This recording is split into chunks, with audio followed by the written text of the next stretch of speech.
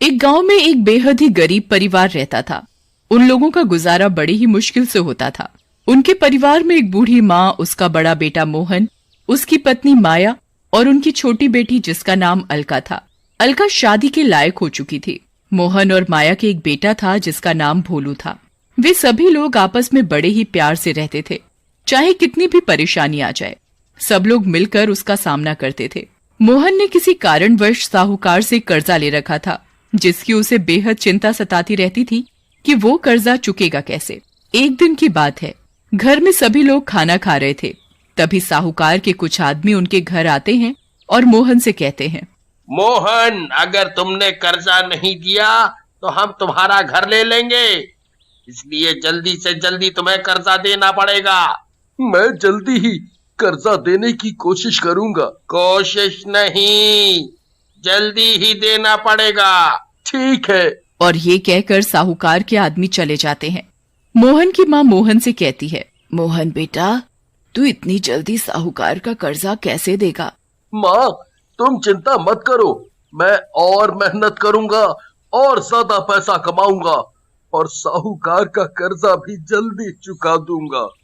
तभी मोहन की पत्नी माया भी कहती है, माँ तुम चिंता मत करो, हम सब है ना कोई रास्ता जरूर निकालेंगे। पर मोहन और तुम अकेले सब कैसे करोगे? अलका की शादी भी करनी है, भोलू की पढ़ाई और ऊपर से मेरी दवाई गोली का खर्चा। अरे माँ, तू चिंता क्यों करती है? मैं हूँ ना, सब ठीक कर दूंगा। तभी अलका माँ से कहती है, माँ तुम मेरी शादी की चिंता मत करो, मुझे अभी शादी नहीं करनी। मैं तो अपनी बहना की शादी ऐसे करूंगा कि सब देखते रह जाएंगे। अपने भाई की बात सुनकर अलका रोने लगती है और वहाँ से चली जाती है। और शाम को अलका का ससुर लाला राम आता है और वो मोहन और उसकी पत्नी माया और उसकी माँ से कहता है, देखिए समधन जी, हम अपने बेटे की शादी अगले हफ्ते ही करना चाहते हैं, क्योंकि फिर हमारा बेटा वापस मुंबई नौकरी के लिए चला जाएगा।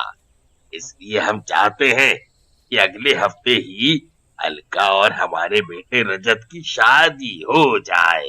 लेकिन समधी जी, ये सब हम इतनी जल्दी कैसे करेंगे? पर आपने तो कहा था कि शादी 6 महीने बाद करेंगे, फिर एकदम इतनी जल्दी कैसे? हम इतनी जल्दी शादी का इंतजाम कैसे करेंगे? आप हमारी परेशानी समझने की कोशिश कीजिए। अगर तुम अपनी बहन की शादी अगले हफ्ते करना चाहते हो तो बताओ, नहीं तो फिर तुम अपनी बहन की शादी कहीं और करना। हमें माफ करो। ठीक है, मैं शादी की तैयारी करता हूँ। तभी अलका का ससुर कहता है, हाँ, एक बात और, शादी में हमें मोटरसाइकिल चाहिए और 50,000 रुपए नकद। देखिए लाला जी, आप हमारी परेशानी समझने की कोशिश कीजिए। हमारी हालत तो पहले से ही खराब है, हम ये सब कहाँ से देंगे? वो मुझे नहीं पता, ये तुम्हारा काम है। अगर तुम शादी में ये सब देने को तैयार हो तो बताओ, वरना मेरे बेटे के लिए रिश्तों की कमी नहीं है। और तुम अपनी बहन के लिए कोई और लड़का देखो जी। आप ऐसा मत बोलिए, मेरी बहन मर जाएगी। देखो मोहन बेटा, मुझे जो कहना था मैंने कह दिया, बाकी तुम्हारी मर्जी। ठीक है, मैं कहीं से इंतजाम करता हूँ, आप शादी की तैयारी करो। ये कहकर लाला राम वहाँ से चला जाता है। तभी माया अपने कमरे से अपने गहने लेकर आती है और मोहन से कहती है, ये मेरे गहने किस दिन काम आएंगे? आप इन्हें बेचकर अलका की शादी का इंतजाम करो। पर ये गहने तो तुम्हारे हैं, मैं इन्हें नहीं ले सकता। गहने जरूरत पड़ने पर ही तो काम आते हैं, इनकी जरूरत अब ज्यादा है, इसलिए आप इन्हें बेचकर अलका की शादी की तैयारियां करो। उन सब की बातें अलका कमरे से सुन रही थी। वो अपने घर वालों से कहती है, मैं शादी नहीं करूंगी, और उस घर में तो बिल्कुल भी नहीं जहाँ दहेज मांगा जाता हो। भैया, आप कल जाकर ही उन लोगों को मना कर देना कि हमें ये शादी नहीं करनी। तभी माँ भी मोहन से कहती है, हाँ मोहन बेटा, मैं अपनी बेटी की शादी ऐसे लालची लोगों के घर में बिल्कुल भी नहीं करूंगी, मना कर देना उन लोगों को। तभी भोलू रोता हुआ आता है और वो अपनी माँ माया से कहता है, माँ, मुझे बहुत जोरों से भूख लगी है, माँ खाना दो ना। मेरे राजा बेटा को भूख लगी है, माँ अभी मेरे राजा बेटा को खाना खिलाएगी। फिर माया भोलू को और घर के सभी लोगों को खाना देती है। खाना खाकर सब लोग सो जाते हैं, लेकिन अलका को नींद नहीं आती। वो सोचती रहती है, मेरे भाई के ऊपर पहले ही इतनी जिम्मेदारी है, ऊपर से ये और मेरी शादी की परेशानी। मैं अपने भाई और अपने घर वालों को परेशान नहीं कर सकती। फिर अलका रात को घर से चुपचाप निकल जाती है और वो एक नदी में जाकर कूद जाती है और उसकी मौत हो जाती है। फिर वो एक चुड़ैल बन जाती है।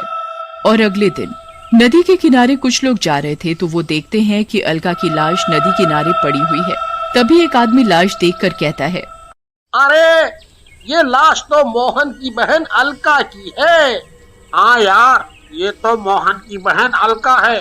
चलो लाश को लेकर मोहन के पास ले चलते हैं। और वो सब आदमी अलका की लाश लेकर उसके घर चले जाते हैं और उसके घर पहुंचकर वो अलका की लाश उसके परिवार वालों को दे देते हैं। और फिर अलका की लाश देखकर मोहन और उसकी माँ कहते हैं, हाय रे मेरी बेटी, ये तुझे क्या हुआ? तू हमें छोड़कर क्यों चली गई?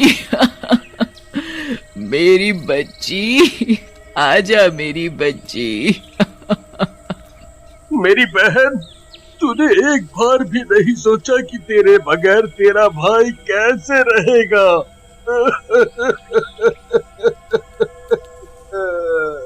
मोहन और माँ का रो रो कर बुरा हाल था। माँ अलका की मौत का सदमा बर्दाश्त नहीं कर पाई और फिर उनकी भी मौत हो जाती है। मोहन अपनी माँ और बहन की लाश को देखकर फूट फूट कर बहुत रोता है। माँ, अब तुम भी मुझे छोड़कर चली गई, हमारा क्या होगा तुम्हारे बिना? अलका अपने परिवार वालों के पास खड़ी उनकी बातें सुन रही होती है और वो कहती है, मैं उन लोगों का जीना हराम कर दूंगी जिसकी वजह से उसकी माँ की मौत हो गई और मैंने अपनी जान दे दी। मोहन अपनी माँ और बहन का अंतिम संस्कार करके अपने घर लौट आता है। उधर चुड़ैल शमशान घाट में अपनी माँ की राख के पास बैठी हुई रो रही होती है। रात भी काफी हो चुकी थी और फिर वो अपने लाला राम के घर आती है। उसका ससुर गहरी नींद में सोया हुआ था तो वो उसको जोर से काट लेती है। तभी ससुर की नींद खुल जाती है और वो चिल्लाता है, बचाओ बचाओ। वो देखता है कि उसके सामने चुड़ैल खड़ी है। लाला राम कहता है, तू कौन है और क्या चाहती है? इतनी जल्दी भूल गया कि मैं कौन हूँ? याद कर। तभी चुड़ैल अलका के रूप में आती है और उसे सब बताती है कि उसकी माँ और उसकी मौत का जिम्मेदार तू है। मुझे छोड़ दो, मैंने तुम्हें नहीं मारा, तुम तो खुद ही मरी हो। पर मेरी मौत की वजह तो तू ही है। ये सुन लाला राम भागने लगता है और वो भागते भागते शमशान घाट में पहुंच जाता है तो उसे वहाँ बैठा एक तांत्रिक मिलता है। वो उस तांत्रिक से कहता है, बाबा बाबा मुझे बचा लो, मुझे चुड़ैल मार डालेगी बाबा। क्या हुआ? कौन चुड़ैल? ये तो तूने बहुत ही गलत किया। तेरे इस लालच की वजह से 2 लोगों की जान चली गई। तभी चुड़ैल भी वहाँ आ जाती है और लाला राम का गला दबाकर मारने लगती है। तभी तांत्रिक चुड़ैल से कहता है, ओ चुड़ैल, छोड़ दे इसे। ए तांत्रिक, इसे छोड़ दे, ये मेरा शिकार है, मैं इसे मार डालूंगी और इसे मार कर ही दम लूंगी। मैं तुझे ऐसा नहीं करने दूंगा, ये गलत है। उन लोगों को सजा देने वाला भगवान है। ये कहकर फिर तांत्रिक चुड़ैल को अपनी बोतल में कैद कर लेता है और वो लाला राम से कहता है, अब तू घर जा, चुड़ैल तेरा कुछ भी नहीं बिगाड़ पाएगी। लाला राम अपने घर चला जाता है। फिर तांत्रिक भी अपनी कुटिया में जाकर साधना में लग जाता है। तांत्रिक अपनी साधना में लगा हुआ होता है, तभी अचानक एक बिल्ली न जाने कहां से आकर वो बोतल गिरा देती है और चुड़ैल आजाद हो जाती है और वो सीधा लाला राम के घर जाती है और लाला राम से कहती है, ओए लाला राम, उठ, तू इतनी जल्दी चैन की नींद नहीं सो सकता। लाला राम चुड़ैल की आवाज सुनकर उठ जाता है और चुड़ैल के आगे गिड़गिड़ाने लगता है और कहता है, मुझे छोड़ दे, मुझे छोड़ दे, मुझे माफ कर दे, मुझसे गलती हो गई बेटा, मुझसे गलती हो गई। तुझसे तो गलती हो गई, पर मेरी माँ का क्या दोष था जो तेरी वजह से इस दुनिया से चली गई। माफ कर दे बेटा, मुझे मुझे छोड़ दे बेटा, बेटा मुझे छोड़ दे, मुझे छोड़ दे। तभी चुड़ैल लाला राम का गला दबाने लगती है तो तांत्रिक आ जाता है और वो चुड़ैल से कहता है, छोड़ दे चुड़ैल, इसकी सजा इसे भगवान देगा। फिर इसकी वजह से मेरी और मेरी माँ की जान क्यों गई? ये हमारा हत्यारा है। मैं अपना बदला लिए बगैर नहीं जाऊंगी। जब तक कि मेरा बदला पूरा नहीं होता, मेरा बदला इसे मार कर ही पूरा होगा, तभी मेरी आत्मा को शांति मिलेगी।